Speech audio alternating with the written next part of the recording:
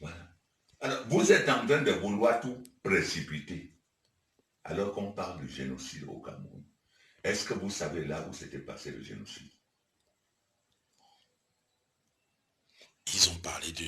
Le président François Hollande a mentionné les Bamileke et les Bassa. Est-ce que qui maintenant, parmi nous, peut vous indiquer là où il y avait le génocide, là où on a tué les gens, là où on a enterré tout ça là? Les fosses communes, surtout les marques. Mais qui va montrer? Alors tu n'étais pas là, mais il faut inventer tout ce que tu connais.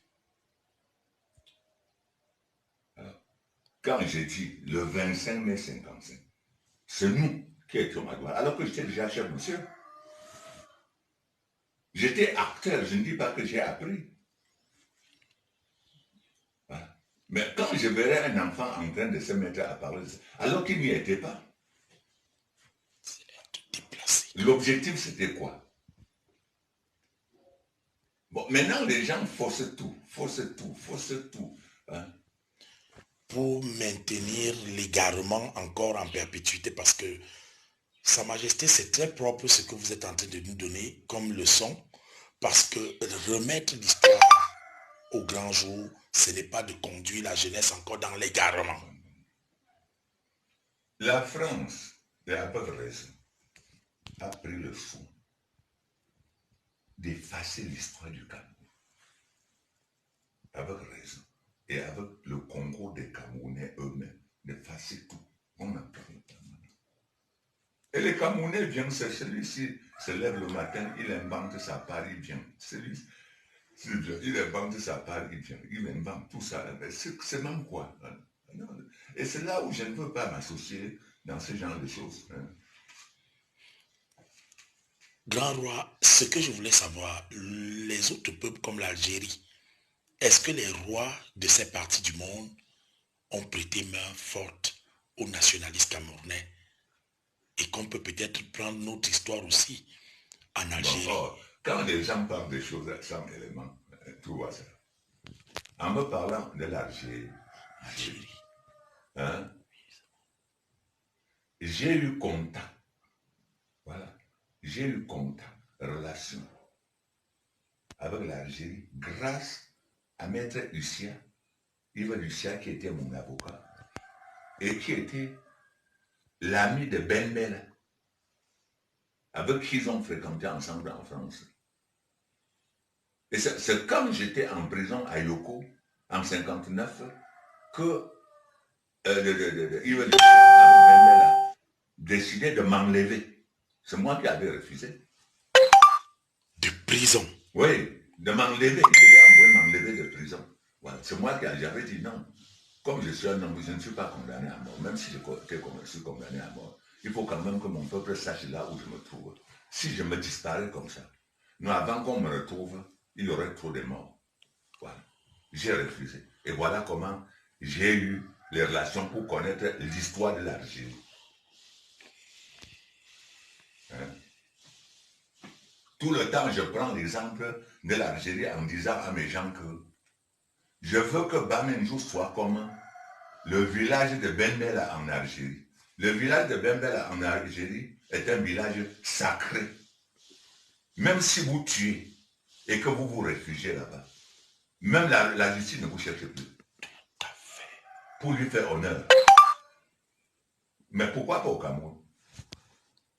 Et c'est pertinent dans le sens où la route même qui mène à la chefferie Bamenjou, on se rend compte que le gouvernement expressément a tout fait pour ne pas goudronner la route. Ce qui est pourquoi moi je ne veux pas que si il faut une histoire du Cameroun, une histoire réelle, ou une reconstitution, que ce soit fait par ceux qui ont vu ou par ceux qui ont appris. Et à ceux-là, voilà, par ceux qui ont appris à ceux-là, étant capable de dire que c'est de monsieur tel que j'ai eu l'information. Et que les chercheurs peut-être que ce soit vrai. Pas des gens qui vont venir... Des aventuriers. Non. Hein? Grand Roi, vous voulez essayer de nous faire aussi comprendre. Il y a un journaliste qui a écrit Tribune de l'Histoire, Anani Rabié Binzi, et beaucoup de Camerounais critiquent sa manière de raconter l'histoire. Tout ça, c'est l'invention. Tout ça, c'est l'invention. Il faut que les Camerounais apprennent. Si nous voulons reconstituer l'histoire du Cameroun, qu'on se retrouve d'abord ensemble. Voilà. Pour voir qui doit dire quoi et à base de quoi. La source. Voilà. Qui doit dire quoi à base de quoi. Voilà. Et quand on sait que l'Afrique continue d'avoir, Grand Roi, la tradition orale, est-ce qu'on peut avoir la chance que certains écrits, parce que votre livre qui a été écrit par Jean-Bruno Tagné ressort un peu cette histoire, et dont on peut être fier. C'est un premier tome où on est en train de faire la vraie histoire, même de l'Afrique même. Hein? Parce que l'Afrique regorge le patrimoine de l'humanité, mais que nous sommes en train de détruire. Et quelqu'un comme moi, non, en dehors de pleurer tout le temps, je n'y peux rien. En dehors de pleurer, parce que l'Afrique refuse de reconstituer cette histoire. Dieu nous a donné quand même certaines choses qu'il n'a pas données à tout le monde. Mais nous sommes en train de refuser. Grand Roi, je voulais entrer peut-être dans le domaine de l'actualité qui est le nord-ouest, sud-ouest et les relations que nous pouvions avoir avec nos chefferies, les faunes. Et quand on sait que les colons, quand ils sont arrivés, ils ont tout fait pour séparer avec deux systèmes, le système anglais et le système français. Juste votre avis. Non, tout ça, c'est rien. Il ne faut pas qu'on crée les problèmes là où il n'y en a pas, parce que n'importe qui va se mêler. Avant cette histoire, je m'étais rendu là-bas. Est-ce que c'est le gouvernement qui m'avait envoyé? Est-ce que avant cette histoire, c'est en 2008 que je m'étais rendu là-bas? Est-ce qu'il y avait déjà la guerre? Non. Alors, en les réunissant, est-ce que j'avais demandé le gouvernement? Voilà. Le rapport que j'avais fait envoyer à Paul Biya, où est la suite? Vous avez parlé de ça. Bon, vous voulez qu'on fasse quoi?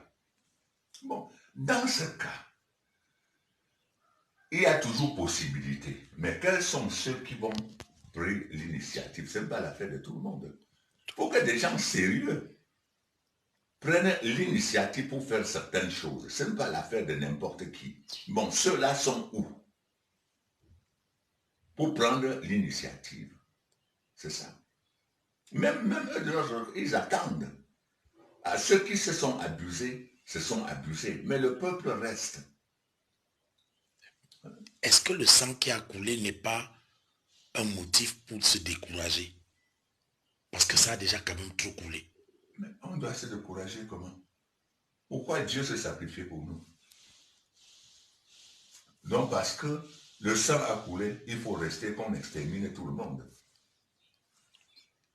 Non. Et si les gens ne peuvent pas rester tranquilles, qu'ils laissent les gens, voilà. Qu'on laisse, on peut toujours prendre des initiatives. Et surtout qu'on sait que derrière cette affaire se passe un gros détournement, Grand Roi. Parce qu'on a vu des gens qui disent qu'ils partent en Suisse. Ils ont pris de l'argent, ils sont partis jusqu'en Europe, jusqu'en Amérique. Mais cet argent-là, c'est toujours un autre détournement, comme vous avez décrit, qu'on abandonne le peuple et on prend l'argent pour faire de n'importe quoi. Je voulais essayer de demander, Grand Roi, est-ce que c'est normal pour un peuple d'être aussi incapable de protéger l'argent qu'on dépense à tort? C'est-à-dire, Dieu n'a pas été bête. Dieu était capable d'effacer le diable. Mais il lui a donné une partie de sa force.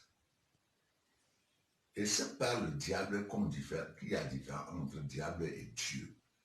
Mais vous voulez vous comporter comme Dieu doit exister sans diable. Et comment vous allez distinguer Dieu? Bon, c'est la même chose. Pour savoir qu'il y a certains Camerounais, certains nationalistes, ou certaines personnes différent des autres, justement, il faut qu'il y ait des situations pareilles. Pour qu'il y ait Pour voir la démarcation. différence entre les deux. La démarcation. Oui, oui. Mais vous ne voulez pas ça. Grand roi, je voulais entrer dans le domaine des langues africaines et surtout vous féliciter déjà d'abord d'avoir appris les langues autres que la langue Bamendjou. Et Ruben Oumiobe avait demandé que la langue officielle soit le Fulfulde et les autres langues. Parce qu'on voit au Sénégal, ils causent le Wolof. En Centrafrique, ils causent le Sango. Au Congo, ils causent le Lingala. Mais au Cameroun, on se retrouve toujours en train de causer les langues occidentales. Je voulais avoir, grand roi, quelle serait la sagesse qui sortirait pour que les langues inventées par nos ancêtres soient fièrement enseignées. Non, si on pouvait se retrouver ensemble, ça ne serait pas, même pas une faveur. Vous verrez que parmi nous, dans tous les tribus du Cameroun, il y a d'autres langues qui sont beaucoup plus parlées que d'autres. Ce n'est pas nous qui l'avions fait. Mais si on est ensemble, on va voir ça tout seul, sans qu'il y ait question de dire qu'on va choisir une langue, qu'on va... Non. Hein? Si on se retrouve ensemble, vous verrez que sur 100 personnes, il y a une langue qui est parlée par 80 personnes et qui n'ont pas été à l'école. Mais grand roi, je voulais peut-être remercier cette allusion, mais il y a d'autres rois, comme d'autres chefferies même, qui ne veulent pas parler d'autres langues. Je prends par exemple... Laissez-nous des choses comme ça, c'est-à-dire les créatures, des choses que nous avions créées. Si vous vous posez la question de savoir, en 1940 par exemple, en 1930, il y avait combien de chefferies dans chaque unité administrative? Vous allez facilement dire, bon, qu'est-ce que vous appelez par chefferie? C'est ça, hein, parce que vous avez premier, deuxième, troisième degré, tout ça c'est des chefferies. Même les villages sont devenus des chefferies. Voilà. Et c'est une stratégie mise en place par la France pour diviser et mieux régner. Voilà. Comme ce qu'on a vu au Rwanda, voilà. Tutsi Hutu, comme ce qu'on a vu en Centrafrique. Parce qu'il faut que les gens restent ensemble pour voir il y a eu tel problème, pour quelle raison. Pourquoi on a mis cette chaise ici? Pour quelle raison? On étudie avant, au lieu de se discuter pour rien. Donc c'est le courage de l'approche qui est important. Ce n'est pas la critique et se plaindre. C'est le courage et l'approche. Et c'est celui qui approche qui est le sage. Parce qu'on ne sait pas ce que des fois nous voulons. Où où le Cameroun est dans la monarchie.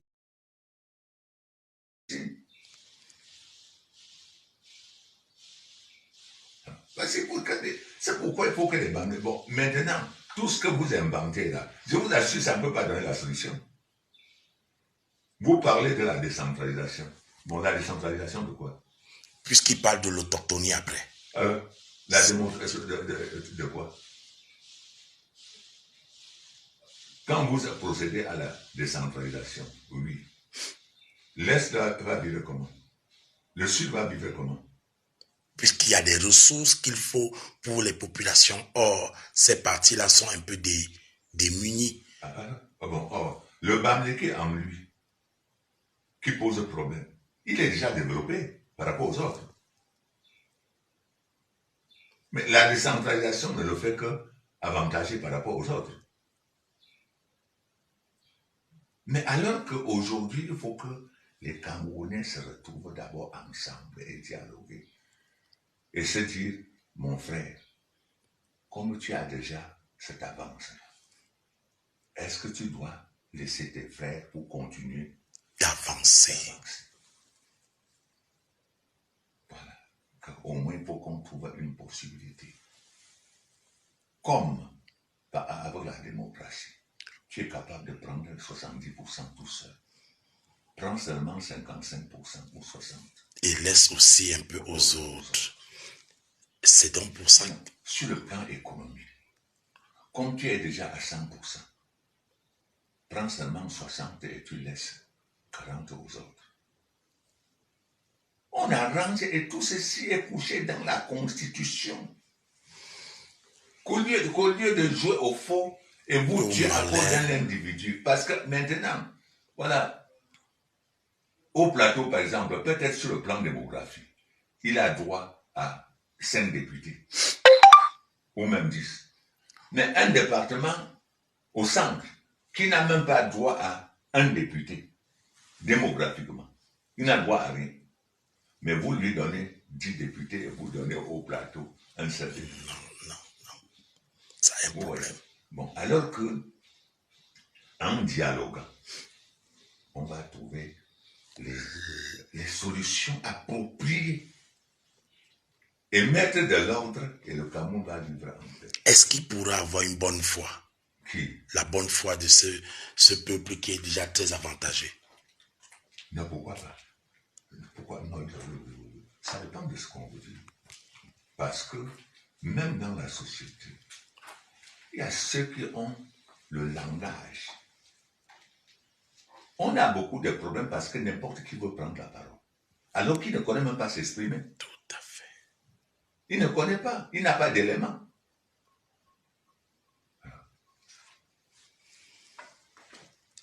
C'est une très grande chance d'avoir cette sagesse, grand roi. Parce que le fond de notre société est constitué de personnes de mauvaise foi. Oui. Maintenant, quant à ce qui concerne la diaspora, toutes les nations se sont développées grâce à leur diaspora. Grand roi, qu'est-ce qu'on peut dire à la diaspora camerounaise qui est en train de regarder et qui partage votre point de vue? Qu'est-ce qu'ils doivent faire pour que vous ne soyez pas déçus? Bon, c'est-à-dire, regardez tout ce que vous aviez fait. Ça pèse d'un seul côté et c'est ça qui fait peur. Qu'est-ce que vous entendez par diaspora? Les enfants du Cameroun qui sont partis, qui ont fui le Cameroun parce qu'ils ne pouvaient pas s'en sortir et ils ont préféré aller être des débrouillards en Europe. Oh oui, et ils sont constitués de qui? La majeure partie des enfants de l'Ouest. Et qu'est-ce que vous voulez? Mais c'est ça. C'est-à-dire, quand on a pensé qu'on fait du mal,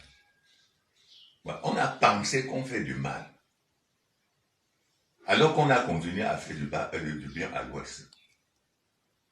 S'il y a 500 Camerounais en France, par exemple, 450 c'est les bandits. Et c'est constitue une grosse perte. Bon, c'est justement pourquoi le régime ne souhaiterait même pas qu'on parle de la diaspora. Ni de la double nationalité. Parce que c'est un danger pour lui. Ni de faire venir la diaspora. Oui, tout ça c'est dangereux. Parce qu'en faisant ça, ça ne profite qu'à une seule personne. Quand on fait des analyses, et c'est pourquoi, bon, et cette personne, il est là, il regarde, il ne comprend même pas, là, on s'en va. Alors c'est pourquoi il faut que des gens sérieux se retrouvent et restent, étudient. Voilà. Même celui qui a peur, là, s'il y a des bonnes solutions, non, même Dieu serait très content. L'autre jour, en Béti, je disais aux Béti de ne pas se laisser encore tromper par les politiciens, les faux politiciens. Alors, pouvez-vous le dire en langue, s'il vous plaît? Pouvez-vous le dire encore en langue? Non, mais j'avais dit à Equinox. À Equinox. Qu'on ne se laisse, ce sont les politiciens qui nous créent des problèmes. Avant, il n'y avait pas de problème. Et il y en avait, j'ai toutes les preuves. Il n'y en avait pas de problème. Mais c'est les faux politiciens qui créent pour leur intérêt, pas pour l'intérêt des populations. Et j'ai demandé, est-ce que vous, qui êtes au village, là, vous avez la lumière? Il y a un problème. Non, il n'y en a pas. Il n'y a pas de problème. Lors de la dernière fête culturelle ici, la population de mon village chez les petits ont passé plus d'une semaine ici. Mais on a dansé ici au marché ensemble. Où est le problème? Mais c'est ça, on a dansé ici au marché. Où est le problème? C'est nous qui avons le problème. Non, et c'est vous qui avez affrété les bus pour qu'ils viennent ici? Ils ont payé de leurs frais. Je les avais demandé de partir, je les ai fait, et on était ici, ils sont venus. Et avec quelle chefferie? Tout l'arrondissement de Bicot, ils avaient sélectionné tous les grands. Tous les grands, ils sont. N'est-ce qu'on avait dansé publiquement au marché? Bien sûr, danser le bikouti, mais tout ça. Danser le singa. Moi-même, j'ai dansé plutôt en leur tenue, aux mêmes musiques.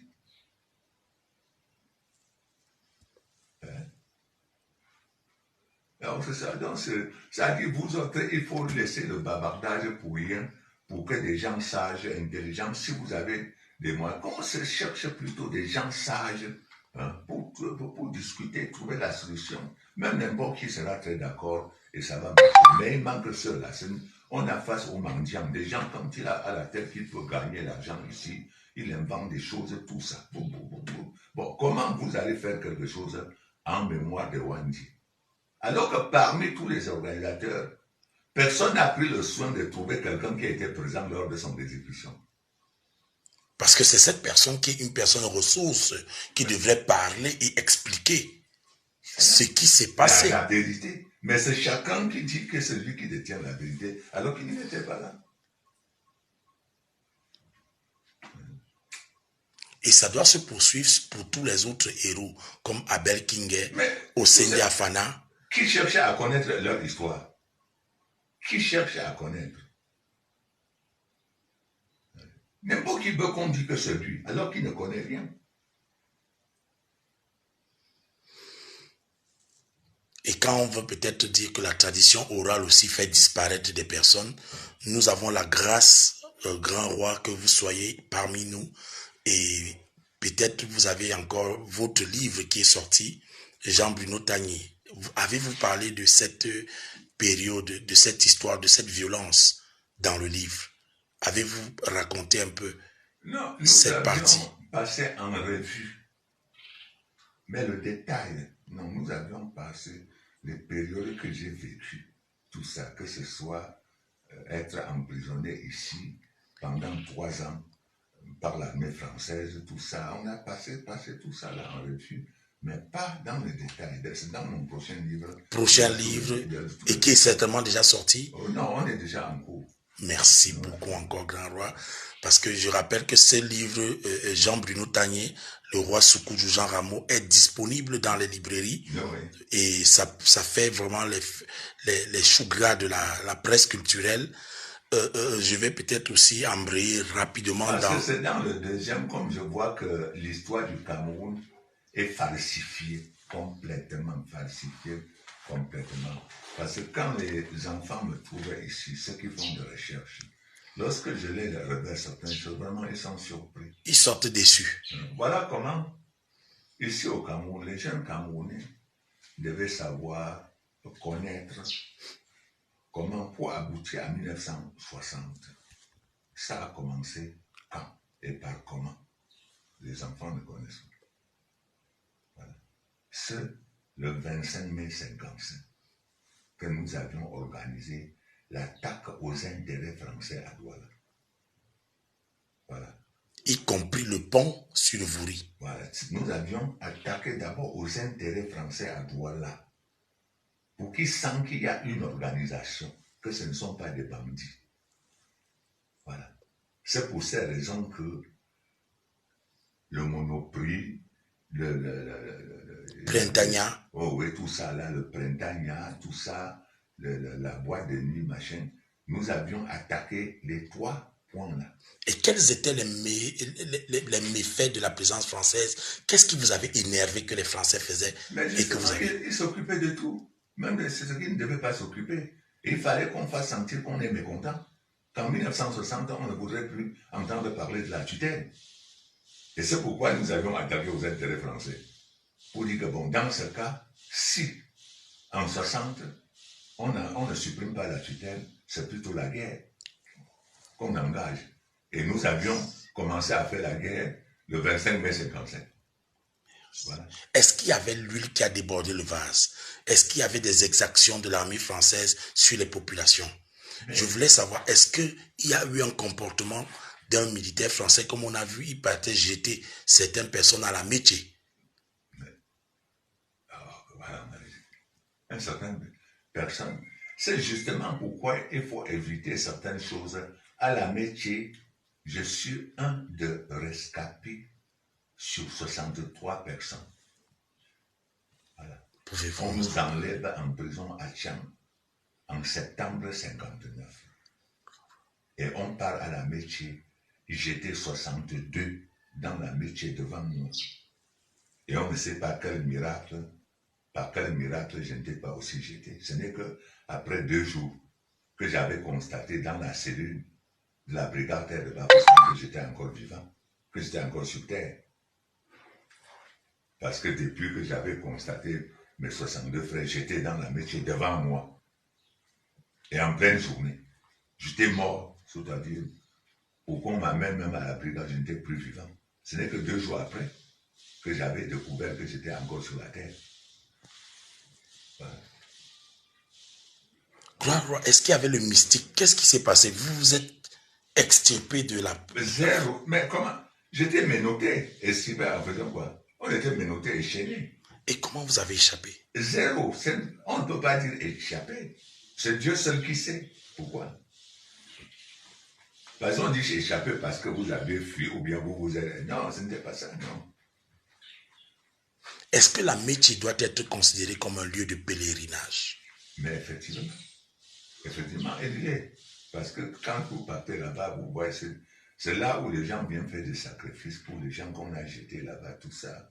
Voilà, les familles et tout ça. Voilà. Et surtout des personnes innocentes. Oh, oui, innocentes, oh non, innocentes.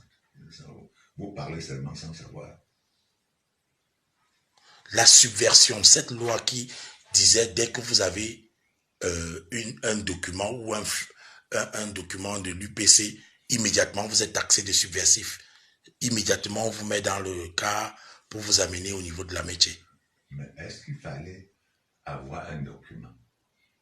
Ou bien est-ce qu'il fallait avoir quelque chose? Il fallait seulement un petit geste, on te taxe du P6 et on t'arrête. Grand roi Ernest Ouandié, est-ce que vous aviez eu une certaine relation avec lui? Mais bien longtemps avant son exécution, son enfant était surpris de constater qu'il vient trouver sa photo ici le jour de son exécution. La photo de Ernest Ouandié? La photo, le jour de son exécution. Et elle m'a demandé, mais comment? J'ai dit que non, c'était caché, si bien que même au moment où on a détruit ma chefferie, c'était gardé, c'était... Les archives. Oh, oui. Est-ce que ça fera partie du prochain livre que le grand roi va sortir? Si j'arrive dans cette partie, j'ai toutes leurs photos. Que ce soit pour Ernest, pour Momier, pour tout ça. Là. Parce que vous avez un musée ici. Oui, oui. Et c'est dans le musée? Oui, oui, c'est dans le musée. Donc on peut visiter après. Oui.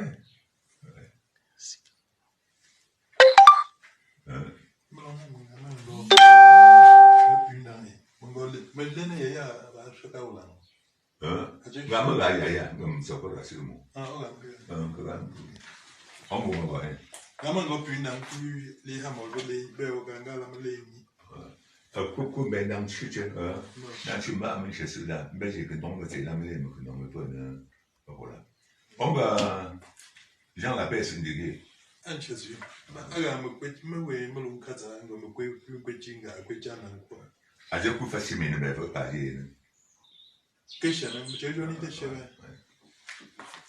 Bon, pour que je naissance, hein, voilà, hein, avec Njonga, à toi on cap, qui m'a sansan, voilà. Il y avait 500, c'est 2 camions. Des pour 20 tonnes gravier. Avec des camions de 20 tonnes. Grand roi, vous reconnaissez-vous dans cette parole, un peuple pour se construire n'a pas besoin de grands procès, mais plutôt des dirigeants travailleurs, des voix intègres qui ont le souci du peuple, l'amour du pays et d'un peuple conscient de son devoir. Oui. Vous vous reconnaissez avoir dit ça? Oui. Et est-ce qu'il y a un commentaire là-dessus, Grand Roi, quand on sait qu'il y a les opérations éperviers sans résultat au Cameroun et que beaucoup de Camerounais souffrent de ce manque de moyens financiers, mais on fait des procès. Tous les jours, on fait des procès. Non, mais cela ne devrait pas être surprenant parce que posez-vous souvent la question de savoir comment on peut fabriquer des riches en faisant comment, alors qu'on travaille pour être riche. Voilà. Voulez-vous parler des fonctionnaires? Oui, mais parce que semble-t-il qu'au Cameroun, on peut fabriquer les riches, alors qu'on travaille pour être riche. Mais au Cameroun, on peut fabriquer les riches. À partir des décrets. Oh, c'est ça, on ne comprend pas comment ça peut se faire. Et c'est justement, on se retrouve dans cette situation. Vous êtes déjà illustré, Grand Roi, comme l'un des grands cultivateurs, des grands agriculteurs. C'est vous qui avez fait les premiers plans pour l'agriculture au Cameroun. Et on se rend compte, Grand Roi, vous avez les capacités d'être riche, mais ce sont les sous-préfets qui se retrouvent avec des gros 4x4 et avec des comptes bancaires très remplis. Mais un commerçant ne doit pas être riche et on voit un fonctionnaire être riche. C'est ce que vous êtes en train de dénoncer dans votre déclaration lorsque vous dites qu'un pays n'a pas besoin de bons procès. Mais dans ce sens, il faut fabriquer quelqu'un qui veut le fabriquer comme agriculteur et qui devient agriculteur. C'est pour ça que les gens, quand on se retrouve devant des agriculteurs fictifs. D'où les 7 milliards que vous avez porté plainte. Oui. Et qui peut être celui qui a volé cet argent? Monsieur Kodok? Non. Qui était ministre de l'Agriculture à l'époque? Je pense que j'accuse le système. Pourquoi? Parce que je ne suis pas en train de doigter quelqu'un. Voilà. Mais il m'était arrivé plutôt de me pas plaindre pour qu'on fasse le contrôle, pour déterminer la destination où est parti ce fonds-là. Mais aucun contrôle n'a jamais été fait. Alors que c'est des fonds de deniers publics. Parce que Paul Biya disait qu'il n'a pas les preuves. Oui. Et après, on a vu qu'il avait les preuves.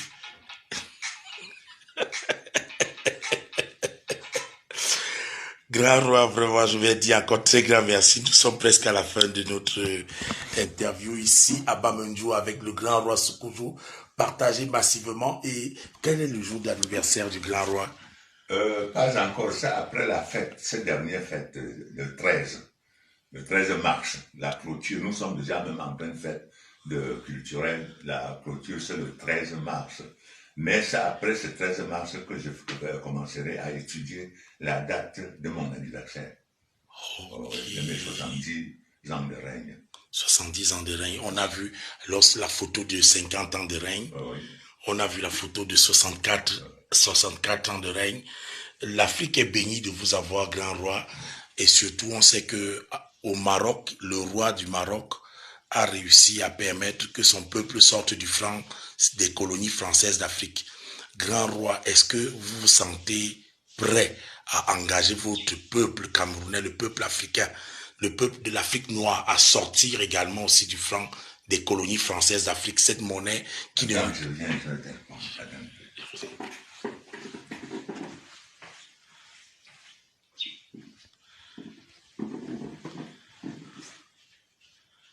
Partagez massivement.